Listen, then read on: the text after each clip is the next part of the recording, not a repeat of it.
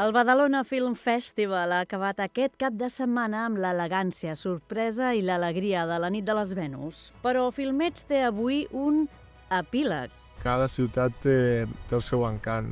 Badalona Comunicació presenta De Badalona a Brooklyn, una coproducció de Badalona Comunicació, la xarxa Més, Ràdio Televisió Espanyola i 3Cat.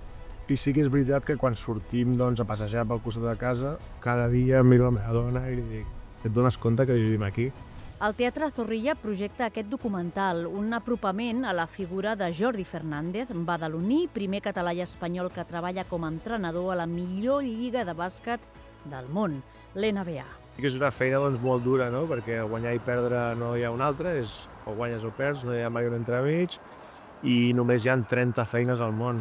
Hi ha 30 equips i hi ha molta gent que vol aquesta feina, que seguiran venint, no? I jo crec que aquesta competitivitat te l'has de prendre a nivell positiu, no? La seva veu és protagonista i també ho són, parlant d'ell, d'altres del món de l'esport, com la dels exjugadors de la Penya i de l'NBA, Rudy Fernández i Ricky Rubio. No som conscients de les barreres que ha trencat pels pròxims que vindran. És un entrenador que sap explotar molt bé les característiques de cada jugador.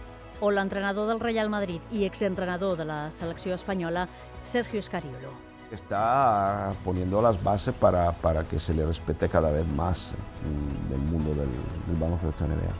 Els jugadors del Brooklyn Nets segueixen les directrius d'aquest exjugador de la Penya, criat al barri de Canyadó, on, de nen, jugava al carrer, a la pista de la Gàbia, ara recuperada gràcies a un projecte social impulsat per aquell nen, ara entrenador a l'NBA. Un espai on tant els petits com els grans poden practicar esport, que això és molt important, també fer-ho a l'aire lliure, que cada vegada es perd una miqueta més, que estigui dintre d'una comunitat, que és el meu barri on em vaig criar jo, que estigui cuidada, que això és molt important, que entre tots hem d'algú que s'ha fet i s'ha fet ben fet, que es pugui cuidar, i que després un cop l'any puguem celebrar-ho, no? I que jo pugui tornar i fer alguna activitat. Zoom in! Badalona Film Festival. 8 годин у дорозі, що зазвичай займала 30 хвилин. I Died in Irpin, el curtmetratge guanyador de l'edició número 51 del Badalona Film Festival. 11 minuts 22 segons d'animació des de la República Txeca. I Died in Irpin, Vaig morir a Irpin, està dirigida per Anastasia Falileyeva. Hi, Filmets Film Festival. Hola, Filmets Film Festival. Soc l'Anastasia Falileyeva, directora de I Died in Irpin. Gràcies per premiar el nostre curtmetratge. És molt important per mi, com a directora ucraïnesa, i també per al nostre estudi. Gràcies per donar veu i visibilitat a les veus ucraïneses. Lamento no poder compartir aquest moment amb vosaltres en persona, i és que tinc compromisos com a jurat en un altre festival, però hi soc amb el cor. Moltes gràcies. Іноді мені здається, що я померла в Ірпені.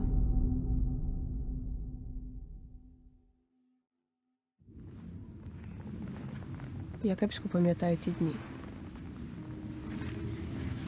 Мозок блокує і знецінює всі спогади.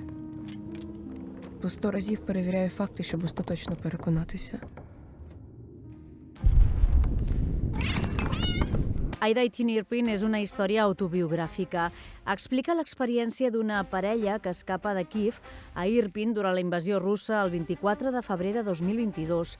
Durant 10 dies queden atrapats en una ciutat sota setge. Els dos protagonistes s'enfronten al perill i a la por abans de poder escapar amb l'últim comboi d'evacuació. El curt combina tècniques de dibuix a carbó amb imatges documentals. Les veus de les Venus d'honor. El Badalona Film Festival ha omplert de passió per la cultura a diferents espais de la ciutat i també d'altres municipis catalans. I ha reconegut la tasca del mesclador de so Michael Minkel, el productor català Edmond Roch i l'actriu i directora de cinema Aina Clotet. Del seu pas per la nostra ciutat ens queda la seva visió del món del cine i el curtmetratge que han compartit des de l'escenari del Teatre Zorrilla i des de Televisió de Badalona. Michael Minkler. Una pel·lícula especialment complicada. The most challenging was Black Hawk Down up until that time. There's some that are equally as challenging. N'hi ha hagut d'altres que han suposat un esforç similar, però Black Hawk Derribado va exigir molt, i per això és la meva preferida. Ens vam trobar contra la paret per tirar-la endavant. Van ser anys de feina concentrats en 3 mesos. Treballar amb Tarantino. Well, he is special, that's for sure. And I just enjoy him so much. Ell és especial, això segur. Gaudeixo molt treballant amb ell i del seu procés. Quan reescriu, em deixa bocabadat.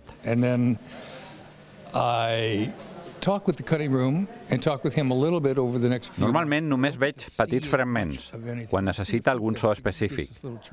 Però no acostumo a veure tota la pel·lícula fins que ell està preparat per fer-ho.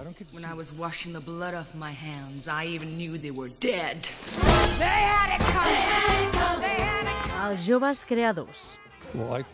Sempre explico als joves que s'han de fixar en el so des del primer moment, quan escriuen el guió o durant la preproducció. No esperis fins després de filmar per començar a pensar què faràs amb el so. Has de pensar-hi durant tot el procés.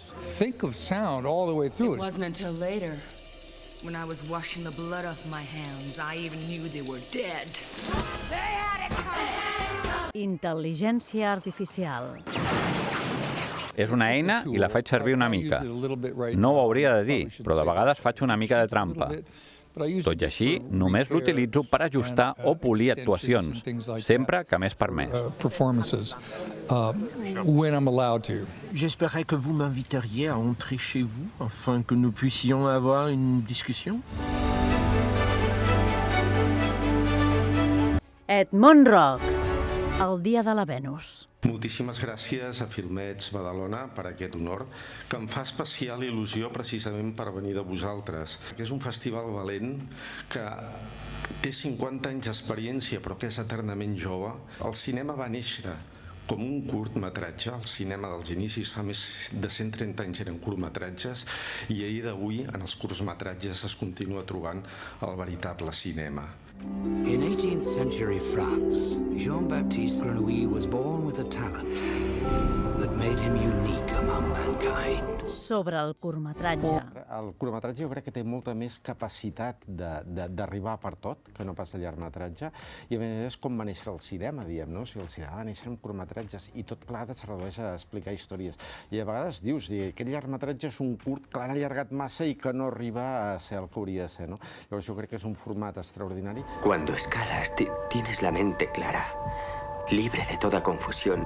Estás concentrado y de repente la luz se vuelve nítida. 7 anys al Tibet. Allà no era productor, allà tenia la tasca de cap de producció de la pel·lícula, però venia ja de fer diverses pel·lícules. De fet, havia fet una pel·lícula de productor associat a Londres, que es deia L'efecte papallona i l'efecte mariposa, del Fernando Colomo, i vaig triar per fer aquesta pel·lícula un estudi que estava a la vora de la Torre de Londres i que, de fet, jo veia de tant en tant, mentre nosaltres estàvem treballant la pel·lícula, una pel·lícula de baix pressupost, espanyola, així, un senyor que arribava a mitjanit amb unes caixes metàl·liques molt grans i em deia, ve de la Índia, ve de la Índia.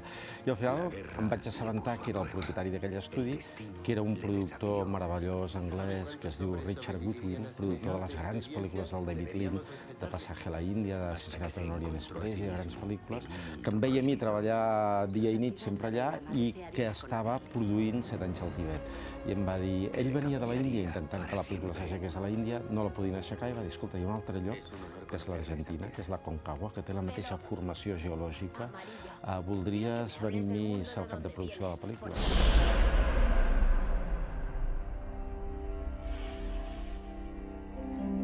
In 18th century France, Jean-Baptiste Grenouille was born with a talent. Anònim. I la nostra feina és molt de persona invisible que fa que tots els elements lliguin, des que tens la idea del que serà la pel·lícula i trobes el director i trobes els actors i aconsegueixes el finançament fins que la pel·lícula està en els cinemes, a la plataforma, fa tot, doncs és un camí molt llarg que aquest anonimat jo crec que te'l fa bastant més senzill que si fossis una figura tan pública com són actors i directors que tenen uns altres peatges. Garbo. És la que he escrit, dirigit i produït. És una història que em va captivar. He de dir que com a productor vaig estar durant un temps buscant director i els acabava explicant una mica com veia jo la pel·lícula com a productor i no acabava de trobar el director que m'acabés encaixant. Fins que tot més d'una em van dir, escolta, si ho tens tan clar, per què no la fas tu? Honora, dirigida per Aina Clotet, produïda per Edmond Roc. I de fet va ser una aposta de l'Aina que vaig celebrar molt jo de que la pel·lícula es pogués rodar a Badalona. I és el centre neuràlgic de tota la pel·lícula, on viuen les persones, a l'Hospital de Can Ruti. O sigui, tots els elements passen al voltant de Badalona i és una pel·lícula de la que n'estic molt orgullós i molt satisfet i que espero que ens doni moltes alegries l'any que ve. Estrenem el 2026. Ara tenim que acabar la pel·lícula perquè realment és quan la comencem a mostrar i per anar als festivals importants internacionals l'any que ve i tenim tota una sèrie de dates d'entrega i està allà esclavitzada a les 8 del matí a no sé fins a quina hora.